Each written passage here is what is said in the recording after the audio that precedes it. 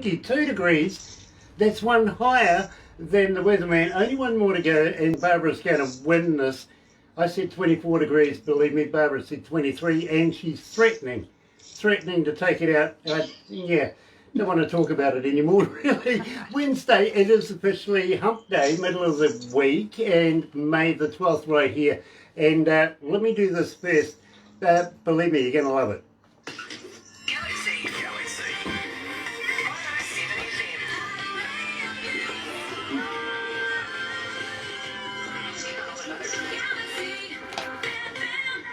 That's right, you're right here at Galaxy 107 FM, and believe me, today I am absolutely elated. I really am. Heading over to Germany, just out of Dusseldorf actually, and catching up with a good friend of ours. Yes, Khalif Wailin Walter is joining us out of Chicago, but not today, really. For those of you that are joining us right now on Facebook Live, I've got to say thank you for tuning in yet again. If you're going to watch a little later on over there on YouTube, you know what to do, right? You do, you really do. Sub, thumb, bell. Bingo. Bell, because that lets you know when we got important people like Khalif Wailin Walter. And believe me, it's really exciting. You're going to love his music. In the meantime, I tell you what, let's kick it off. Here's Superwoman.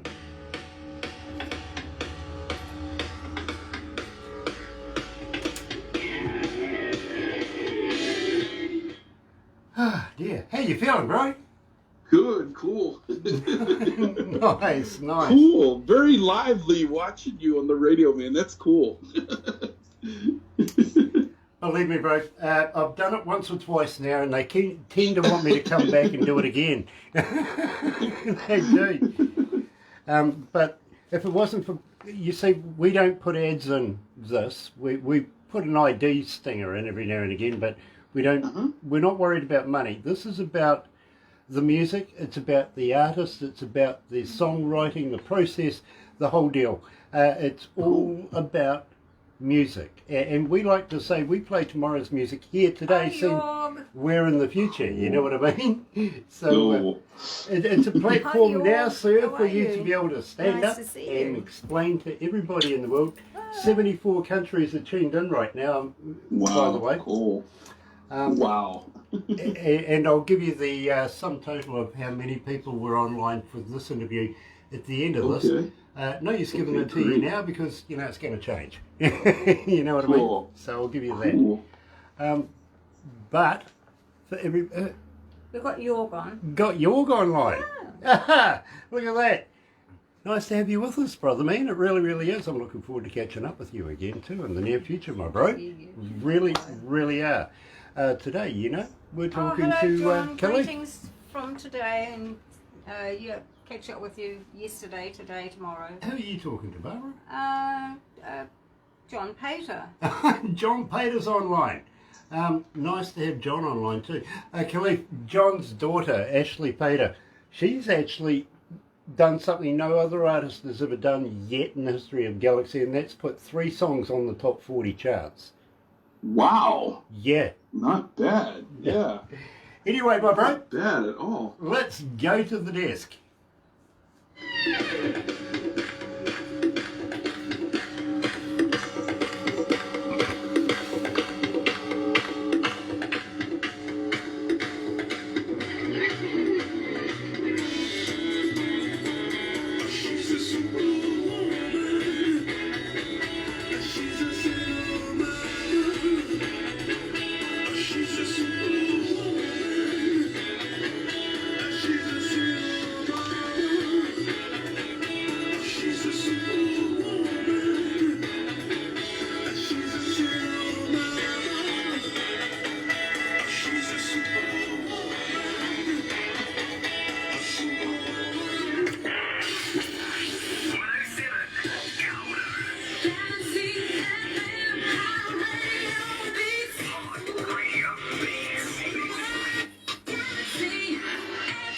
That's right, you're right here at Galaxy 107 FM. It is 20 minutes after 11 o'clock, 25 degrees. All of a sudden we've just gone straight on by and I win. That makes it official, it really does. I'm cleaning up this week. I really am. Not often happens, so I'm absolutely relishing that. It's Wednesday, May the 12th, and I'm joined by Khalif Wailin Walter, coming out of Dusseldorf, pretty much, right now in Germany, but hailing primarily coming out of Chicago, and we always love people in Chicago. I've got good friends in Chicago Heights. Believe me. Cool, yeah. Yep, believe me, I've got some very good friends over there, so I can give them a shout out over in Chicago. And believe me, I always get into trouble over there. I really do. I'm sure your police force know about me coming on the way. Our police force here will let them know, give them a heads up. Grant's coming. Really happens. Khalif, it is an absolute pleasure to have you with us. Thank you very much. It is very nice to be here. Well, you know something, my friend, and I was very, very taken by you and your music when we first met on Yorg's World. Yorg's program, yeah, yep. Absolutely brilliant. Now, I see Yorg is online right now. And, cool. Hey, Yorg.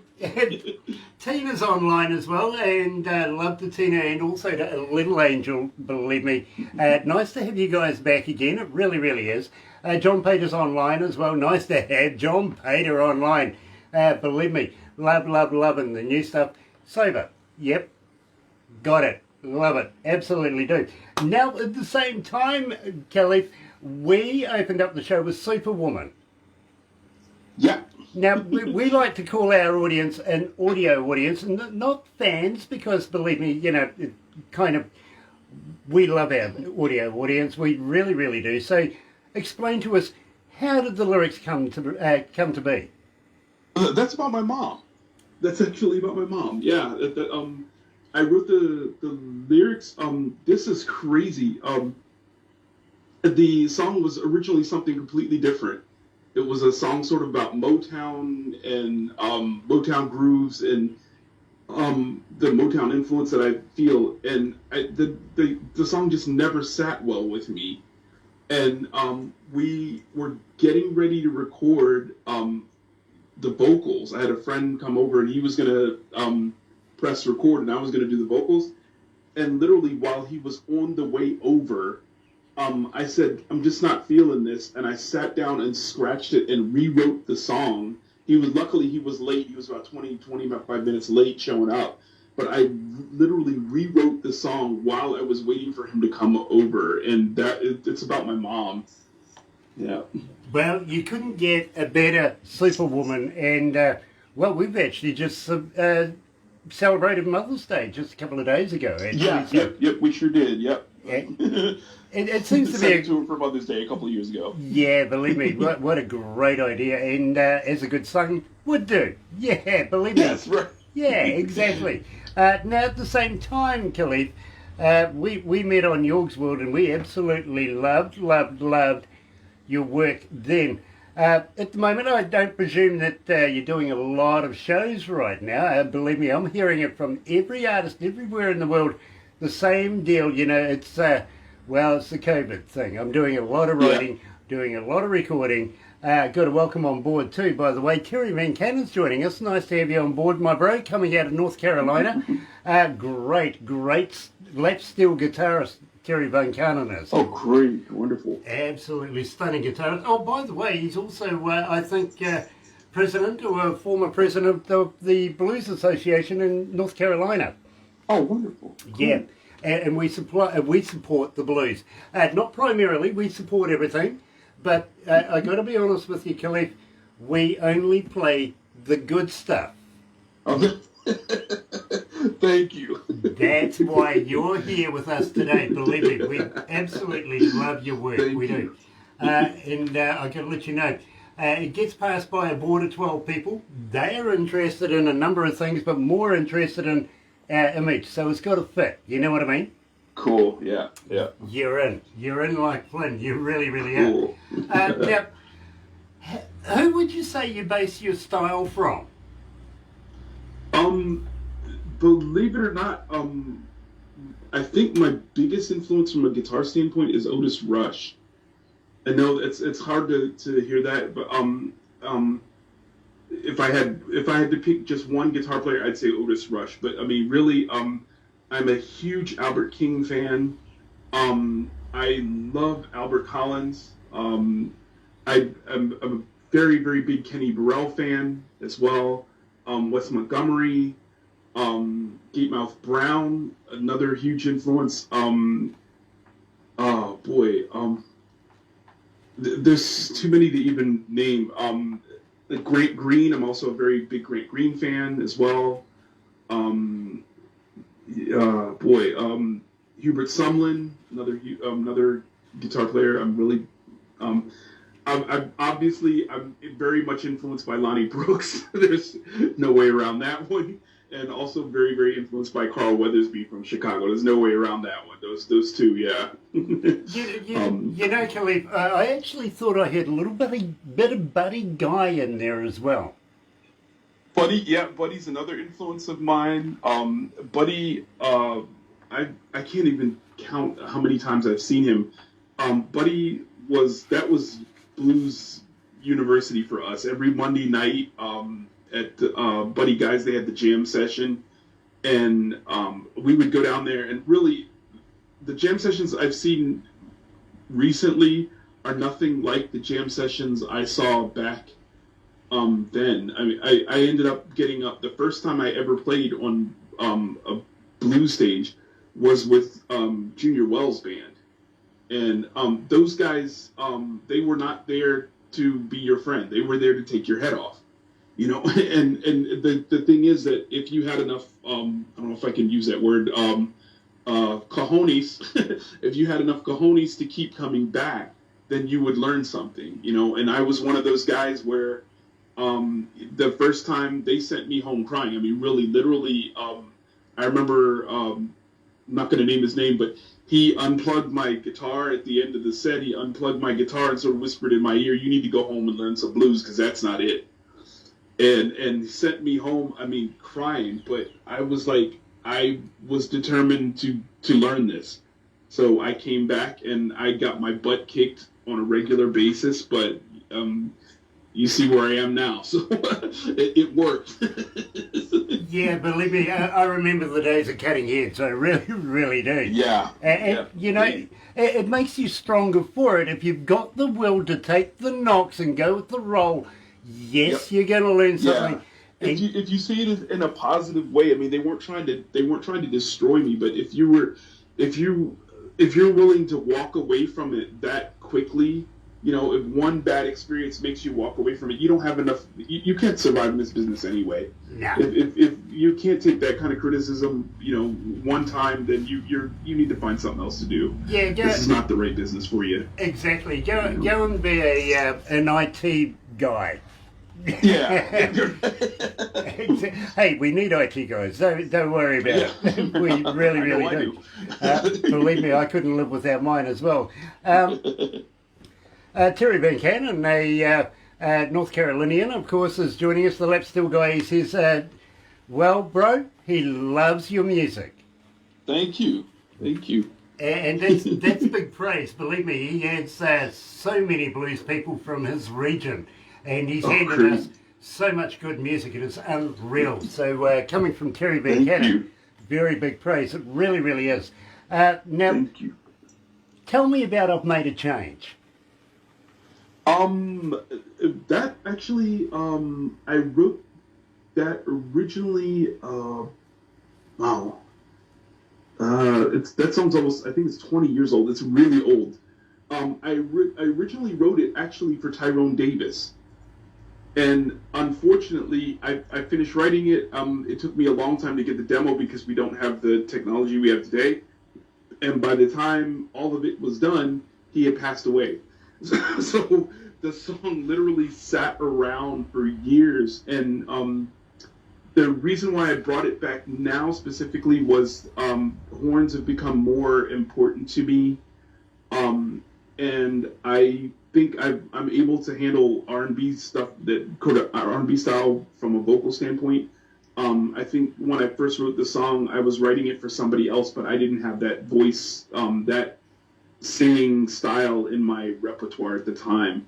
And because I've been working a lot on my singing the last couple of years, I believe my voice itself is now an instrument on its own. And so on the new CD, you can hear me trying to sing some things that I probably wouldn't have sung five years ago, even. Superwoman being one of them. Superwoman, I wrote as sort of kind of a Motown kind of song. I've Made a Change is written sort of as a Tyrone Davis kind of song. And yeah, you have to be able to sing to hit those songs. I mean, you have to. Okay, well, I tell you what, playing live here at Galaxy is Khalif Wailin Walter, and I'm really proud to have him with us. I've Made a Change here at Galaxy.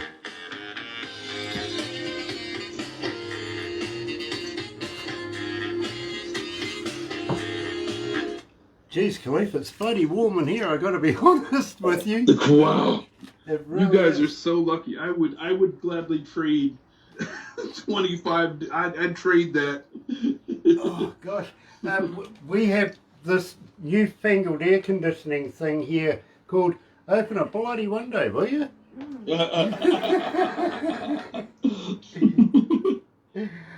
Yeah, I never ever complain about the heat, no matter how warm it gets here. That is one thing I never do. We have a number of people inside the office here. It's not just Okay. me and Barbara. There's a number of people here to make these work. You know what I mean? These Yeah. You're not faint if it gets too hot. Too many people in a kind of a restricted area. Yeah. Somebody's got to stop breathing. Yeah. I opened the window, I turned on the air conditioning. You turned on the air conditioner. Yeah. Good on ya. Believe me. My on-air producer, by the way, Khalif, is my voice in my head. You know what I mean? She gives me stats, she gives me information like that. Every woman that I talk to love this deal because it's actually my wife. So she really is the voice in my head. But more importantly, why they love it is, well, she gets paid to be the voice in my head. You know what I mean? Every woman loves that idea. I want to be paid to be a voice in the man's head. Bro, I misplaced my car keys the other day, right? And the wife says, "Oh, they're in the kitchen on the table." You know, I went out there, couldn't see them come back. I went, "Are you sure they're on the table?" She goes, "You looked like a man, didn't you?"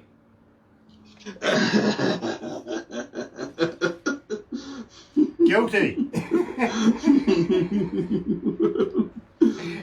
Absolutely. If it was a snake, it would have jumped out and bit you. Yeah, exactly. And you know what Tonto said, don't you? White man, you're gonna die.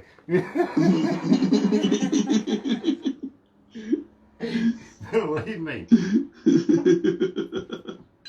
Are you a vegan? No.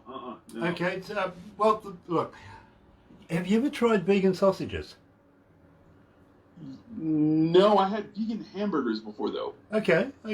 Were they made of real vegans? No. They were made of vegetables. No. Just asking.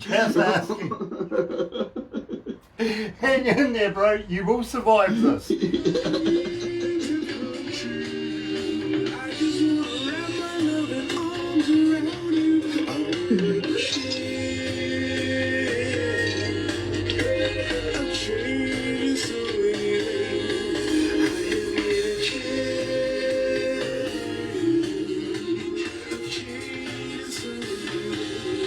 I haven't heard that in so long.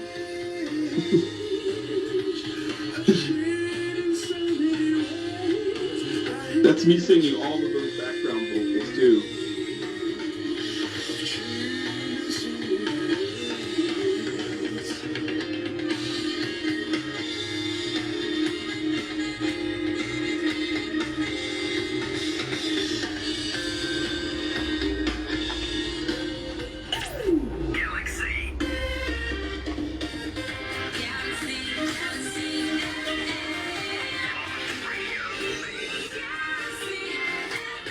That's right, you're right, here at Galaxy 107 FM. Absolute pleasure to have everybody joining us, not only on the radio, but also on Facebook Live as well. Very, very pleased to be able to bring you Khalif Wailin Walter today.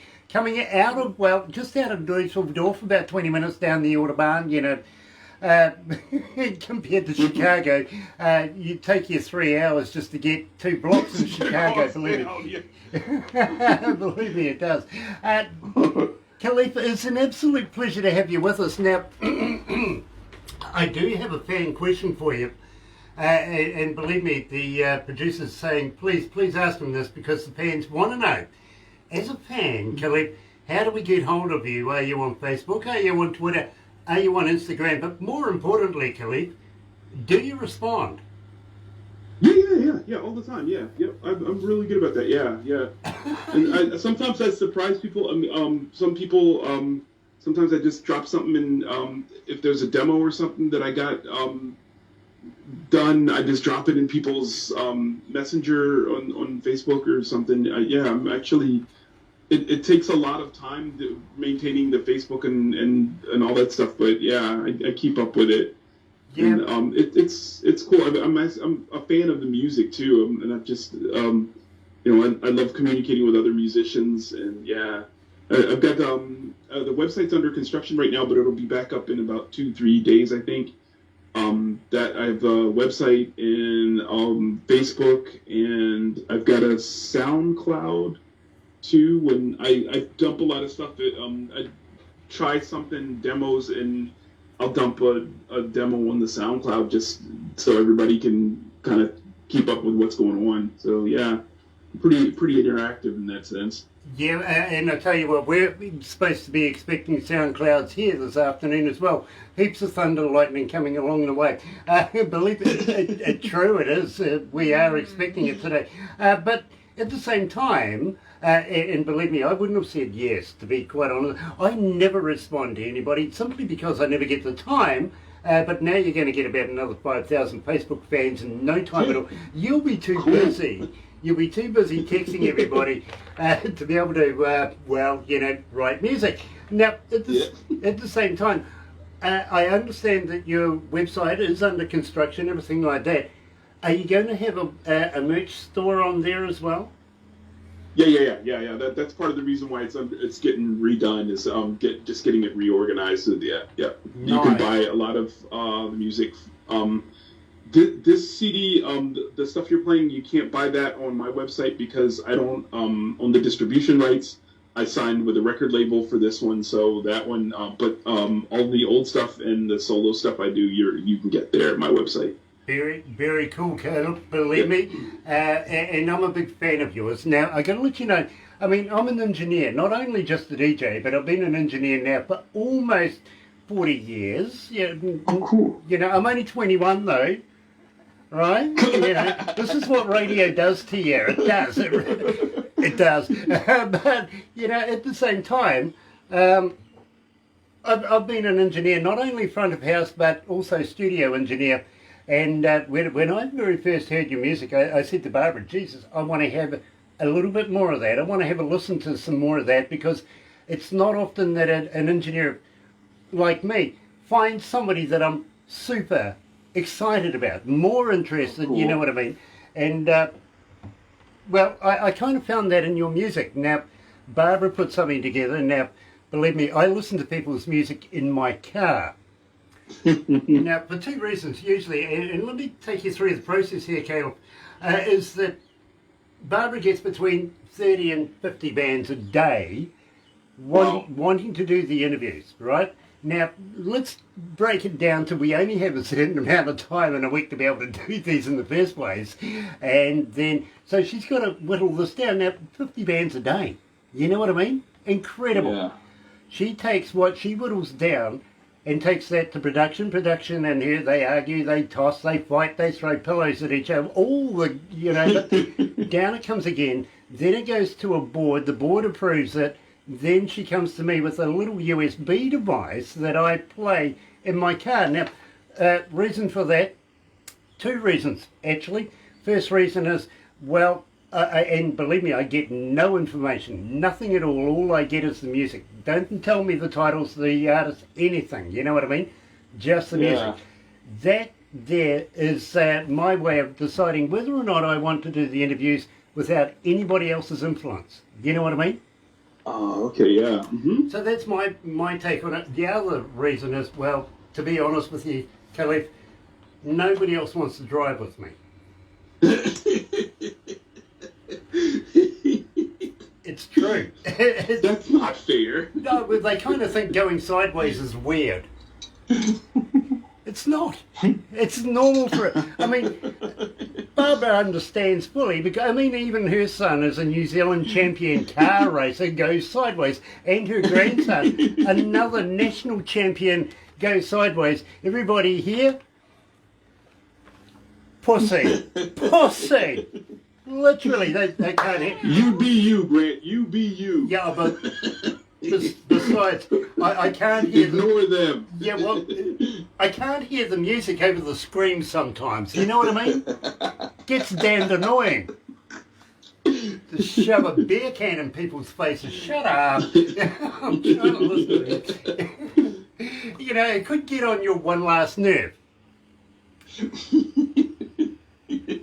I think Segway. I think that's a winner. Tell me about one last nerve, my bro, please. That came from me dealing with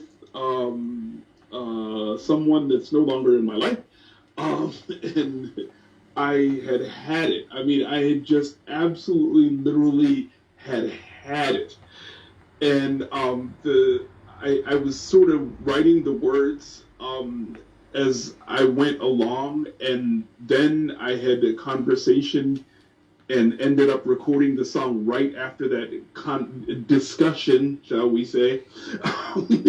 and so the thing that was funny was I don't like to take, usually I like to do a rough take of the vocals, just so I have the words down, I see how everything fits, and then go back later and really sing it. And it became very clear that there was no way I could get that type of emotion channeled back into the song that I had when I did. That's the first take. I cleaned it up a little bit with some Melodyne, but with some pitch correction. But yeah, that's the first take of that vocal, because what you heard is really me being on my one last nerve, and that one was about to go. So, believe me, my bro, I hear it all the time. I've got one nerve, you're on it. That's coming from the wife right here at Galaxy 107 FM. Happy to have everybody here today. Khalif Wailin Walter is joining us. Here's One Last Nerve.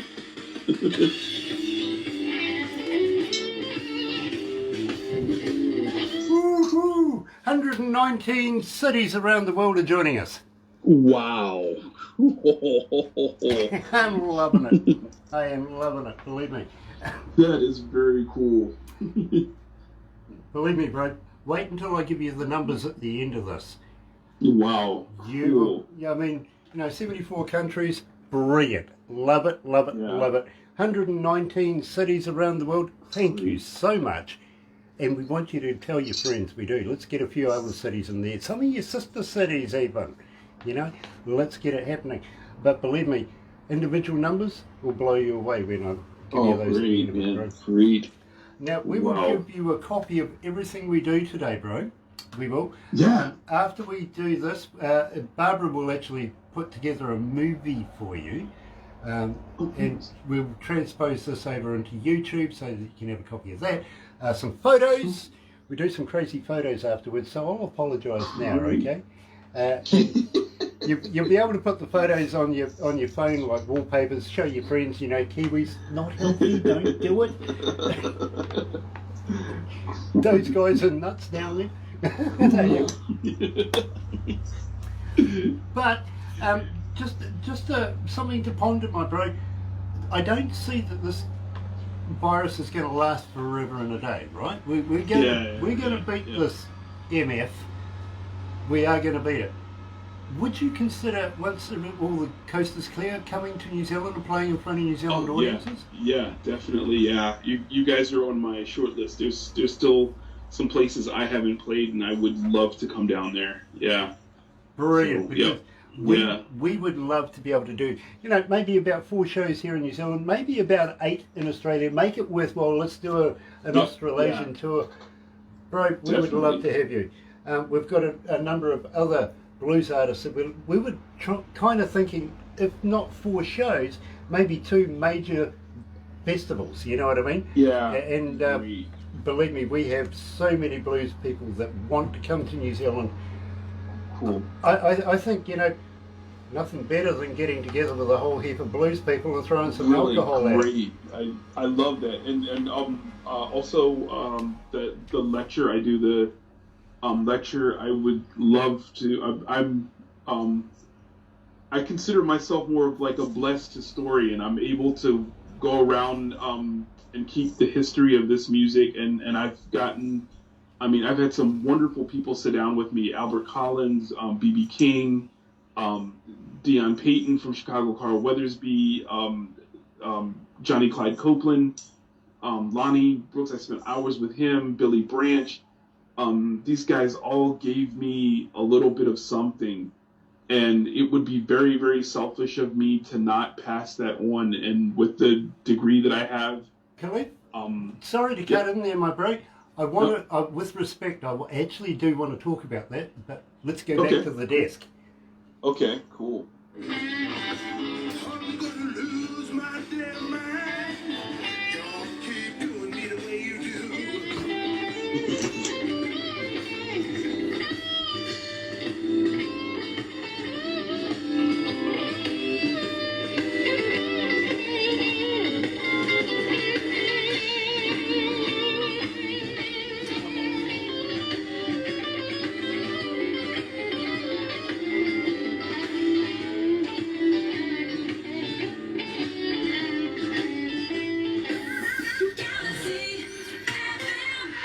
That's right, you're right here at Galaxy 107 FM, and believe me, it is an absolute pleasure to have Khalif Wailin Walter joining us, coming out of, Germany today, but believe me, he's a Chicago boy.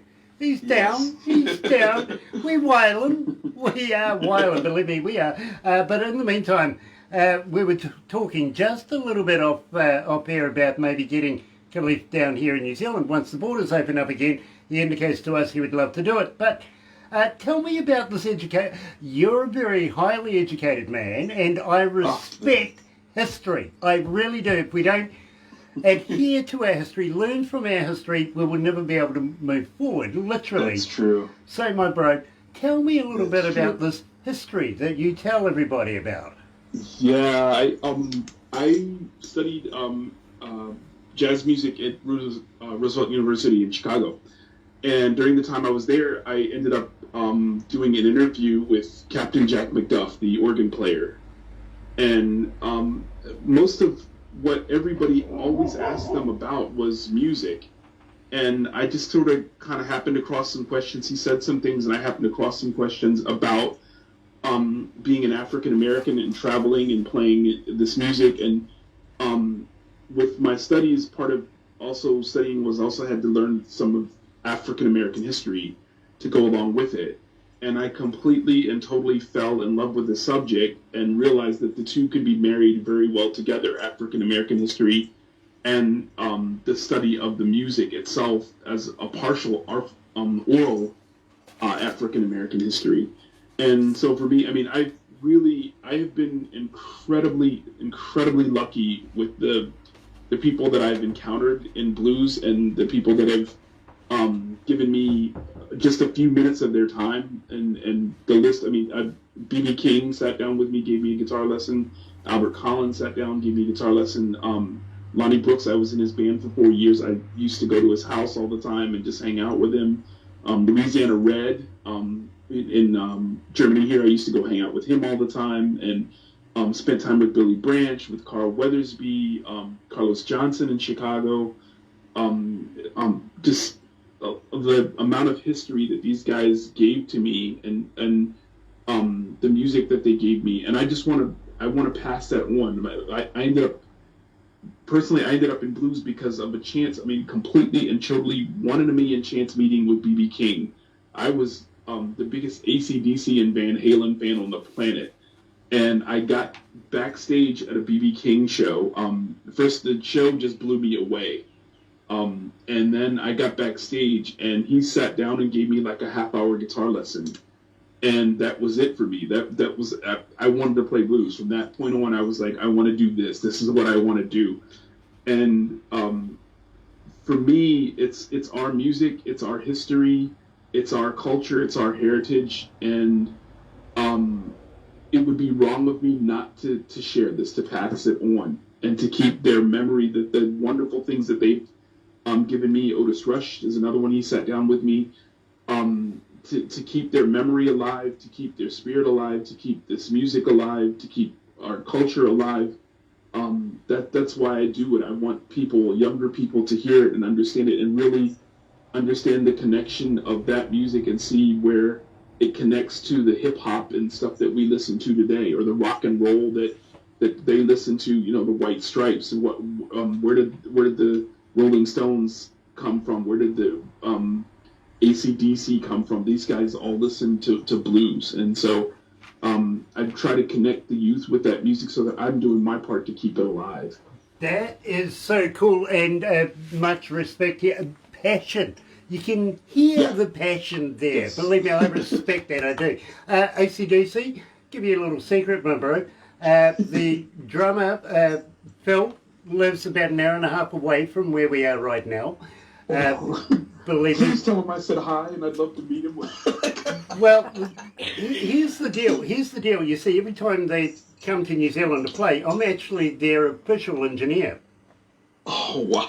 And we hang out with people like Dave Evans, the very first AC/DC lead singer, all the time. Literally, we do. No Brian, no Angus, no the rest of them like the back of my hand. I've spent 25, 27 years hanging out with these guys. I know them so much, believe me. So I've done my time as an engineer, and believe me, I've toured the world with another Australian band. Australia just can't seem to get past 4 letters.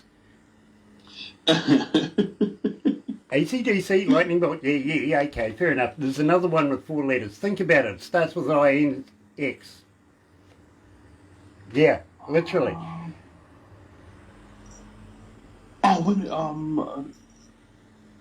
Is it Sticks from there? Sticks? No, well, actually it ends in an S. It does. Okay. Yeah, INXS.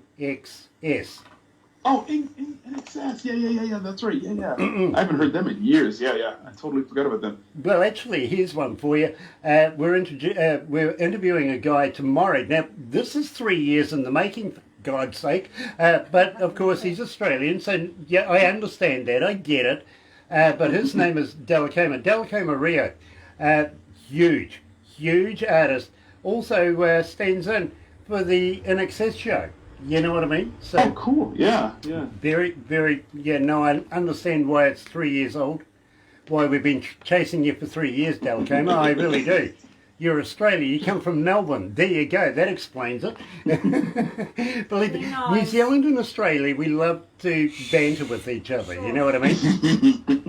You will find this out when you come to New Zealand. Now, I got to warn you, bro. We're a little bit crazy here in New Zealand. We are. That's okay. Well, Crazy is a universal language. are you up for a few challenges then? Do you like doing things that get the old pump going every day? Oh, yeah. Yeah, me too. It's usually starting off first thing in the morning, to be honest with you. That really is a good start, getting up. Believe me. But I tell you what, have you ever heard of a hoo-hoo grub? No. Believe me.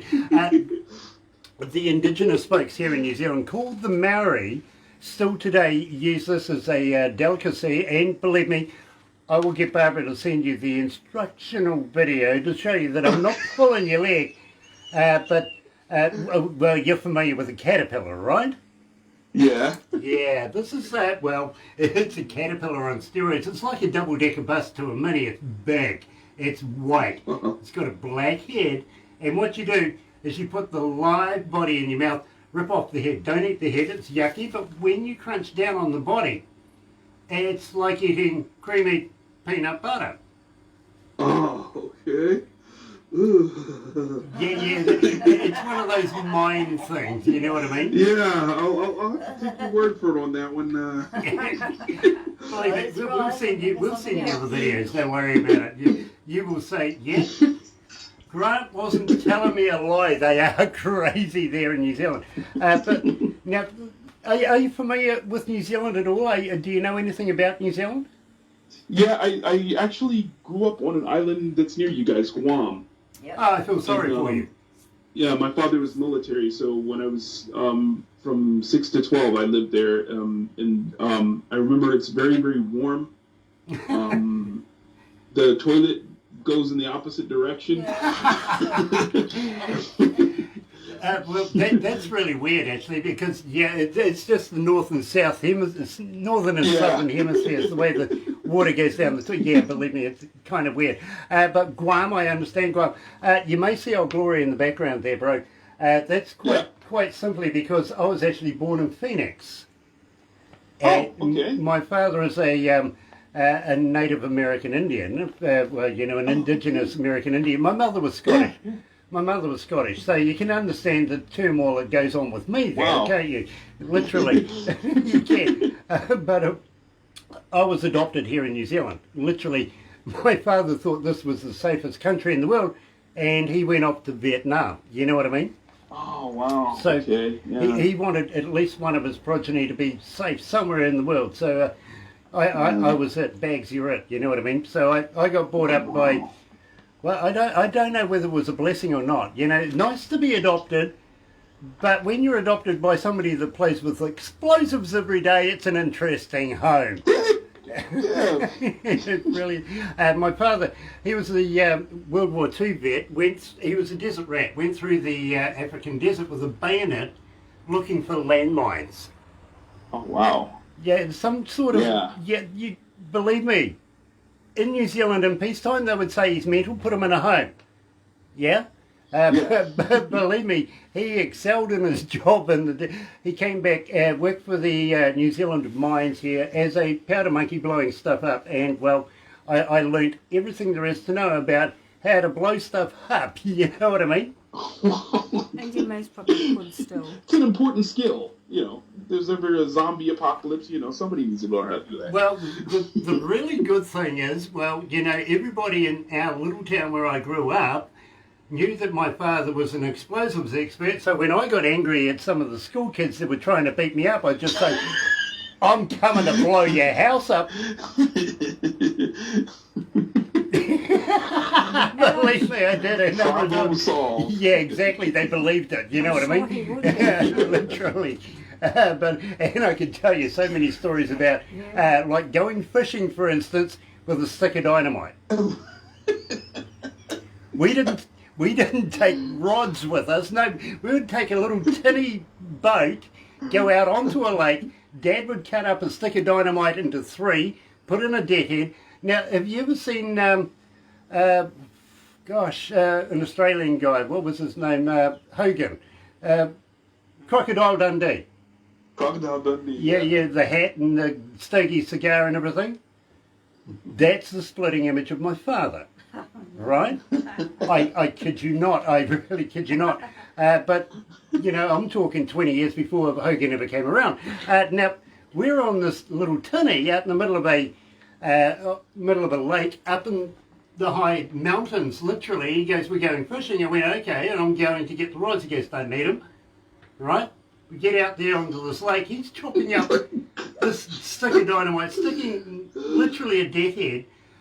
He's chugging on a cigar, and well, he lights it. He's talking away to you. This thing's burning like crazy. Your eyes are fixed on wherever that thing's going in his hand, right? And suddenly he just tosses it over to the side, boom, and up come all these concussed fish, right? He says, all right, I've done the fishing, you go and get the catching. Pick you up, throw you off the edge, off the boat, go and get the fish, boy, that's it. We go home. Yeah, we'd go home, the old lady would say, how's the fishing going? And the old man would say, oh, we got 1 or 2. I walk in with 20 of the bloody things. He was a master at it. crazy, crazy man, but it was a lot of fun to live with. We're Efficient. New Zealand is made up of 3 islands. Now check this out. This is really important, Khalif. It really, really is. Because right down the very bottom of New Zealand is a little place called Stewart Island.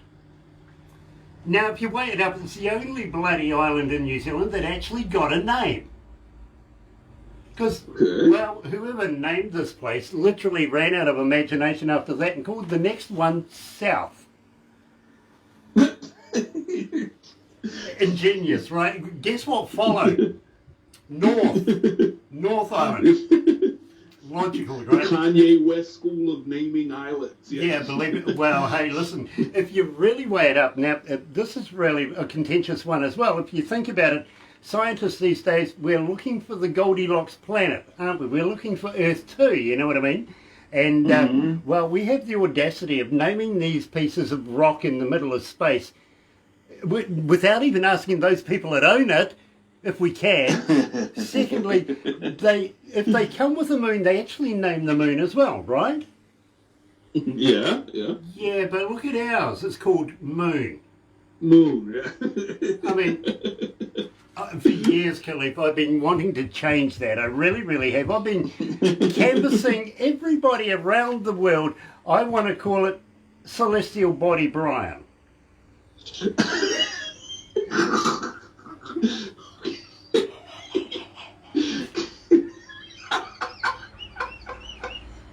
Yeah, man, that'll work. Well, hell, it would look good on a check, don't you think?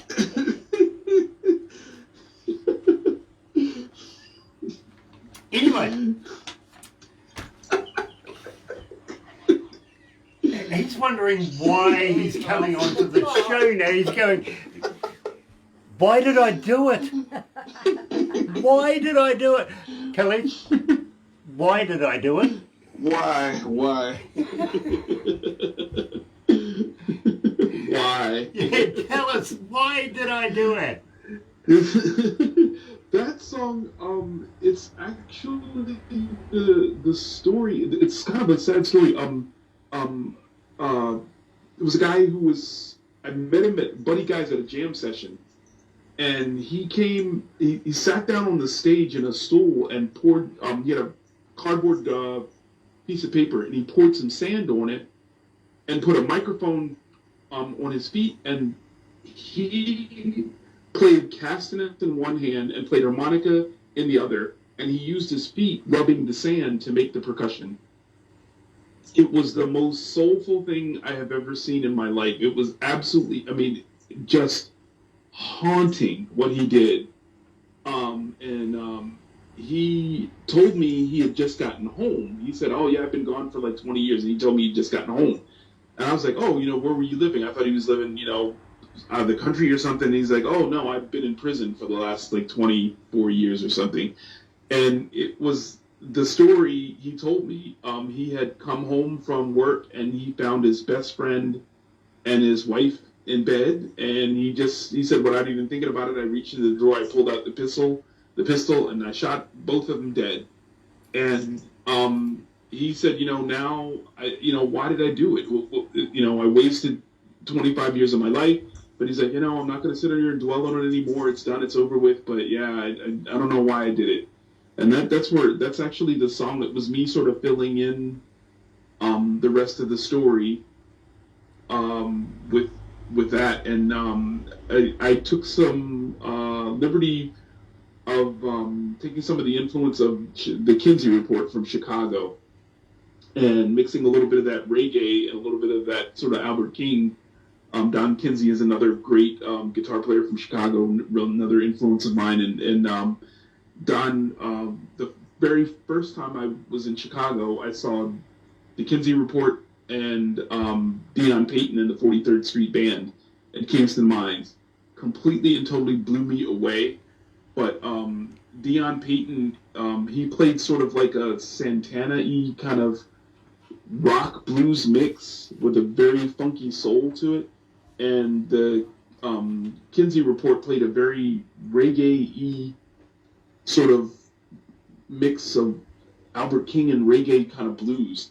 And it was like, that was when I realized, oh, you know what, all this stuff these things can coexist. You know, I had never, even after I met BB King, the hardest part I found when I first got to Chicago was I couldn't find my voice in the blues. And when I saw those two guys, I was like, then everything just kind of went click, snap, bam in the back of my head. And I was like, you know what? All of these things can coexist. I mean, you just have to find how to put these elements together. But yeah, that was just an amazing thing for me. And that's the song I think it's, I get probably the most critique for that. People saying, oh, that's not really blues. And it's like, listen to it. That is the blues, man. It tells a story. That's the blues, man. That is the blues. Khalif, I got to let you know, and believe me, you may be interested in this. 1,277 requests for this particular track since we've been playing you. Wow. Cool. People listen, they request, Cool. and we play it right here at Galaxy. Is Khalif Wailin Walter. Why did I do it? Thank you.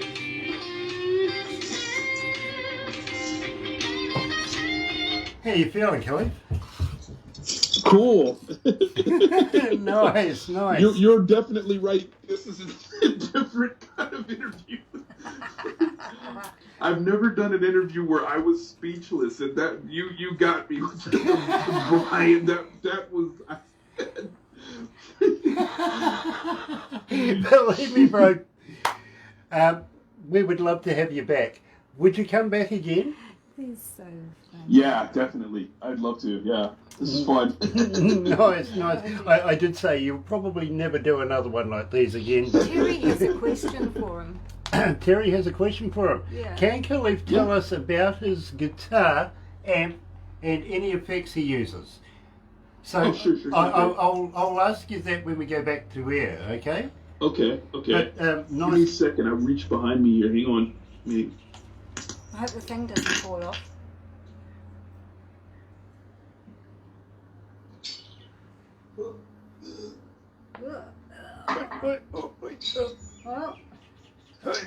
Oh. Don't you hate it when the X runs away?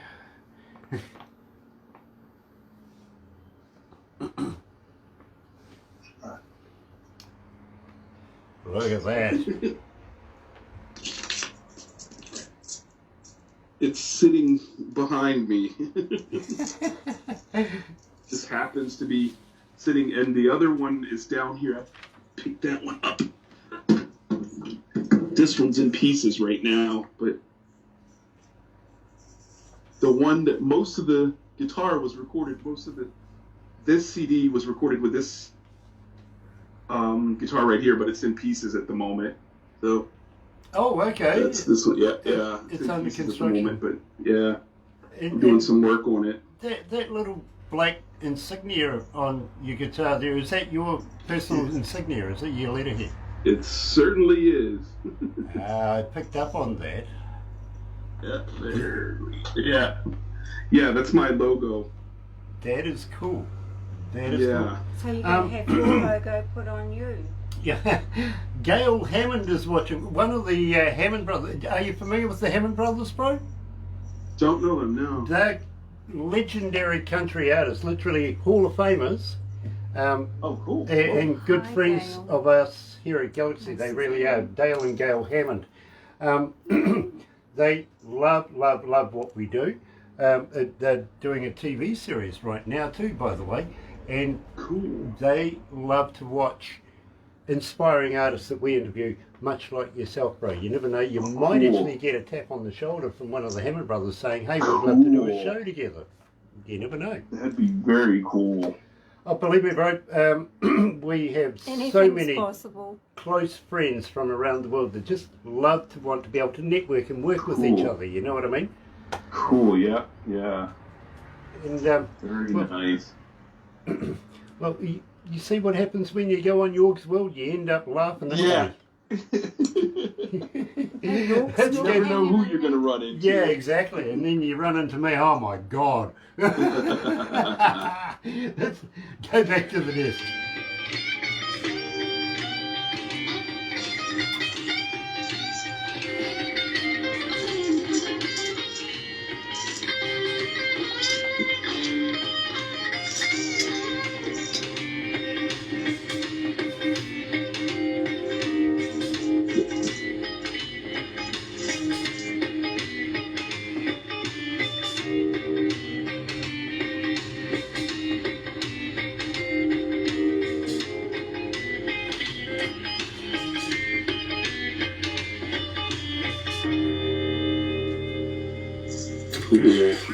like that ending. Got to admit, I do too. You're right here at Galaxy 107 FM. It is 10 after 12 o'clock, 24 degrees. It's still, still my number. I did say 24 anyway, so we're going to last there. And I beat Barbara again. Doesn't happen often, but I tell you what, relish, loving it. It is Wednesday, May the 12th, and believe me, I'm absolutely loving this. Joined, coming out of, Germany, Dusseldorf, basically, 20 minutes away, is Khalif Wailin Walter. And Khalif, a fan question, literally, and this comes from one of the high-ranking members of the Blues Association over in North Carolina. His name's Terry Van Cannon. He says, can Khalif tell us about his guitar, his amps, and any effects he may use? Yeah, sure. I have, wait a minute here.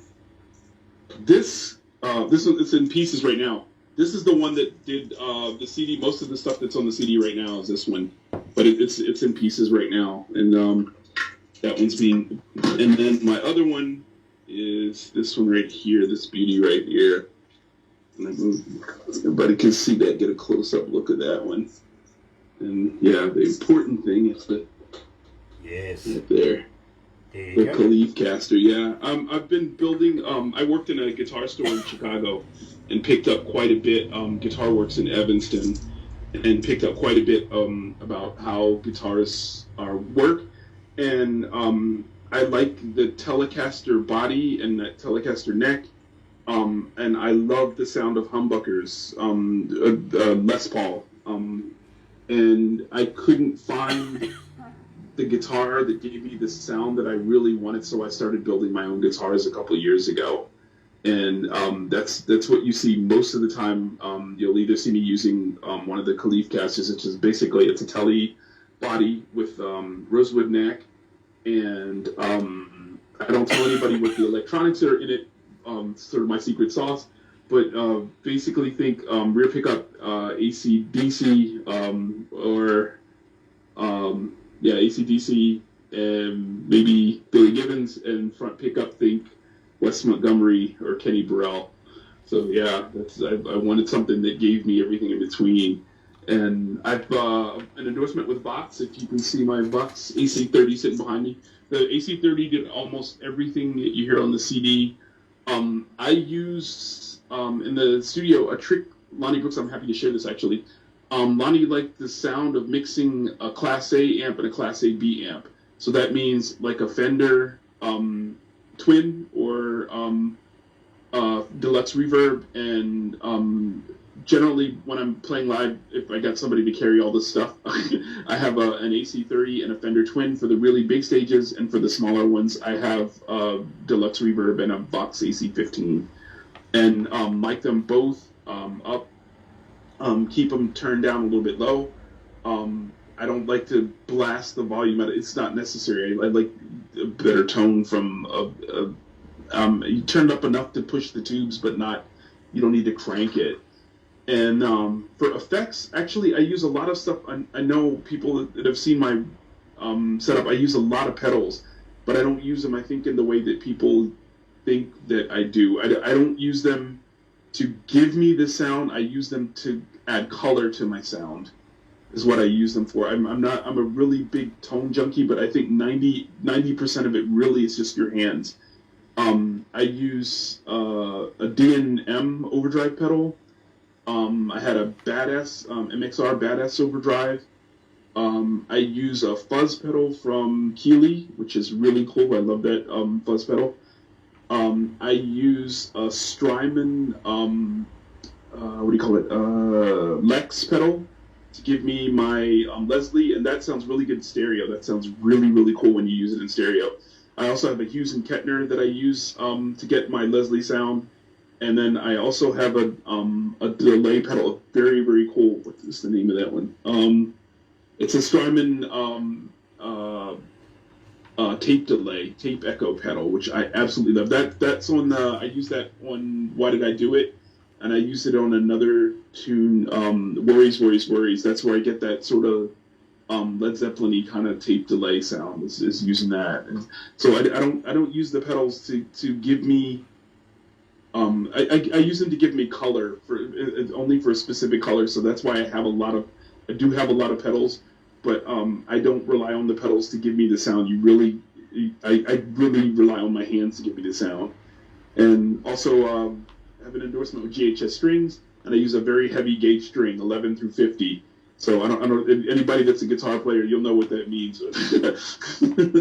Totally understand. I really do. Nice that you mentioned Billy Gibbons there. I actually worked with ZZ Top in one of the shows that came to New Zealand.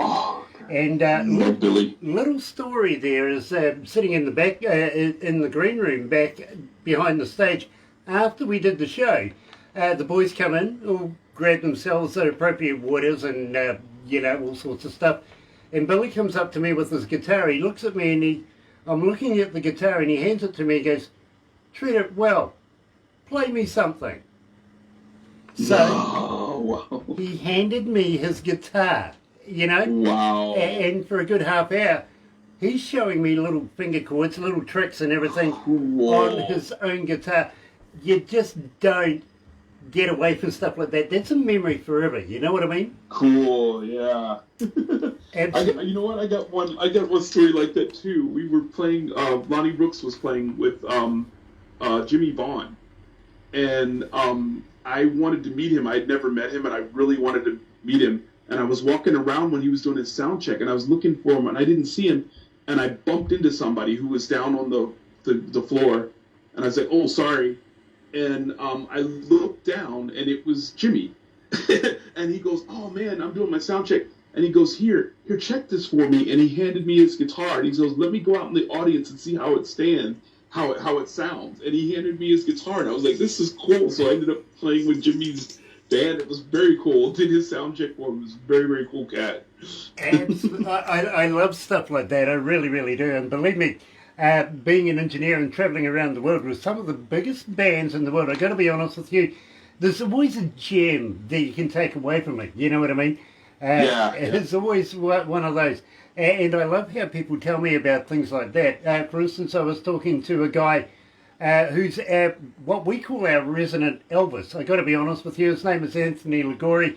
He turns up with an award-winning and life member to the music awards and everything like this, writer who literally spent a huge amount of time with Elvis himself, you know what I mean? And wrote a song about it. And he described in one of the songs, because I pulled him up on it, I says, "You're talking about Elvis passing you in the middle of the night in a guitar and watching his rear tail lights disappear like two cigarettes in the middle of, in the dark." And he goes, "Exactly." So he told me the story about how this all transpired. Elvis is screaming past him at 100 miles an hour. Good friends, waving, saying good night on the way to the next gig. You know what I mean? And you just see those red lights disappearing. Fantastic story. I love stuff like that. I really do. And it just makes you, it bears the question, really, it does. Can you feel my groove? Yeah. Now, Khalif, I got to let you know, 1888, this is all the eight, literally, requests since we've started playing it. Tell me about the success. How did you get so popular? Tell me about Can You Feel My Groove? This one, the band is really funky. I love funk music. I've always, my first band that I played in was a funk band, and I have always absolutely loved funk music. And this kind of came about, it was just it sort of fell into place from a sound check. And then we started toying around with it. I got the guys to play, so I always have a digital recorder and record everything just to critique it afterwards. And we did a little bit we played around a little bit with it, and I took it home and I wrote the song, and then we came back and we played it in rehearsal, and I was like, there is no way in the world we are going to be able to get away with this at a blues festival. It's not going to happen. People are this is not going to work. And so at first let's just play it for the sound check and see what happens. and it was so popular we ended up going ahead and doing it. I was quite surprised that I mean I really did not. I thought, I was like, sometimes I feel like my music is on the cusp of what people would consider blues, and I feel it all equally. I mean, I don't put out anything that I don't feel myself, but I was like, this has got to be over that limit right there, and it wasn't. So I love playing the song, and again, it gives me a chance to sing in a way that I didn't sing before. So yeah, I totally dig it. So. Khalif, believe me, you feature quite a lot on a Tuesday night. We do the blues show on a Tuesday night. Monday nights we do the Galaxy Artist. We put you in there because we knew we were going to do the interview with you.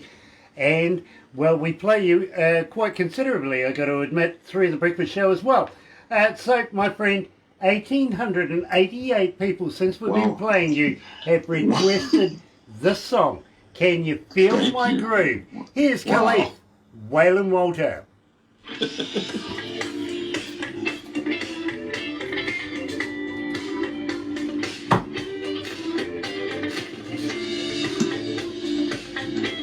How you feeling, bro? You okay? Cool. How you feeling? You okay? Yeah, good. Hey May, nice to meet you, darling. Oh, May's on. Yeah. Wow. John and May. We're joined by royalty now. We literally are. John Peter's wife. Yeah. May has joined us. Of course, we're talking about Ashley Pater, the young lady who has 3 top charting songs on the charts, and a brand spanking new one that's breaking ground right now too, by the way, Sober. Loving that track, really, really are. Khalif, we're going to wrap it up after this, but I want to tell you personally how much of a pleasure it has been doing an interview with you. Thank you so much. It's cool hanging out with you. Well, I've enjoyed this. I would love it if we could do it again. Are you looking at releasing anything new in the near future? Yeah, I'm actually working on a new CD. It is completely and totally different. It is back.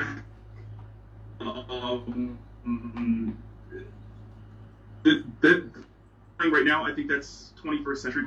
This goes back to New Orleans and Chicago and T-Bone Walker. It's definitely more of a root CD, but it is full of sing-along songs. That's what everyone that I said that has had. I keep the project really wrapped up. Not everybody knows about it, but the musicians that have worked on it, it's full songs. So yeah, I'm curious to see this. The next one I think is going to be even more commercial than this one. So very, very cool. Because I would love to do another interview with you, release some new music with you. I got to welcome you to the family, bro. Because now that we've done an interview, you're part of the family. We would love to be able to follow your career, everything like that. Now, I'm just going to say, if you've got any spare CDs, how about sending us a few down here that we can do some giveaways? Keep your name rolling on our station. What do you reckon? Sure. I'll do that.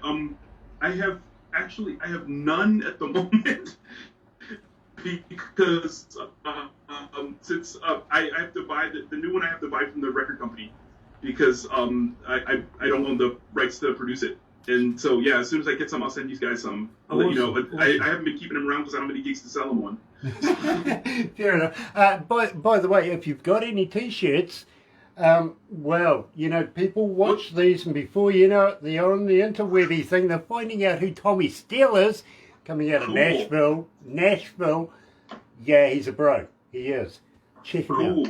I'll do that. I'll send you a Barbara one too. T-shirts, the same things. I don't have any of the T-shirts right now because I'm not doing any gigs, so I don't have any laying around. It's all cool, bro. I understand. But what I'll do is I'll get Barbara to send you our sizes. I'll throw one in for the on-air producer as well. She's going, yeah, me that one. Yeah, you know what. Okay. Okay. But hang in there for a minute, bro. We'll wrap this up. Then we'll do some crazy photos and stuff like that, okay?